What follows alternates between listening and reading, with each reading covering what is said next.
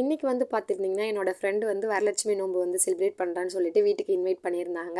வரும்போதே வந்துட்டு வேப்பந்தலை எடுத்துகிட்டு வாங்க அப்படின்னு சொல்லியிருந்தாங்க. அவங்க வீட்டு சைடு இல்லை அப்படின்னு சொன்னனால நான் வந்துட்டு வரும்போதே வேப்பந்தலைலாம் எடுத்துக்கிட்டு வந்துட்டேன். ஃபுல்லாகவே அவங்க வந்துட்டு ரெடி பண்ணி வச்சுட்டாங்க. ஆக்சுவலாக அது 3வது வருஷம் வந்து அவங்க இங்கே வந்ததுக்கப்புறம் செலிப்ரேட் பண்ணுறாங்க. நானும் 3 வருஷமாகவே வந்திருக்கேன்.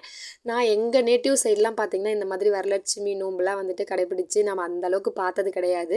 ஒரு சிலர் பண்ணுவாங்களா இருக்கும். நான் வந்துட்டு இங்கே ஊருக்கு வந்ததுக்கப்புறம் இவங்க தான் வந்துட்டு எப்பயுமே வருஷம் வருஷம் கூப்பிடுவாங்க. நானும் 3 வருஷம், இது 3வது வருஷம். பக்கத்தில் இருக்கிறவங்க எல்லாத்தையுமே அவங்க இன்வைட் பண்ணுவாங்க.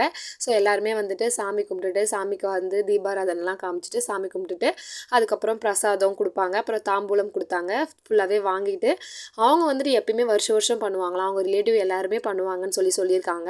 நானும் வந்து கேட்டுட்டு இருந்தேன், எந்த மாதிரிலாம் பண்ணுவீங்க அப்படின்னு சொல்லிட்டு. அவங்களும் சொல்லிட்டு இருந்தாங்க, 3 நாளாக வந்து அம்மன் வந்து வீட்டுக்கு அழைச்சி நாங்கள் வந்துட்டு ஃபுல்லாகவே அம்மன் வந்து வீட்டில் வந்துட்டு 2 நேரமும் பூஜை பண்ணுவோம் அப்படின்னு சொல்லிட்டு அவங்க சொல்லிட்டு இருந்தாங்க. நீங்கள் இன்றைக்கி வந்து வரலட்சுமி நோன்பு செலிப்ரேட் பண்ணீங்களா?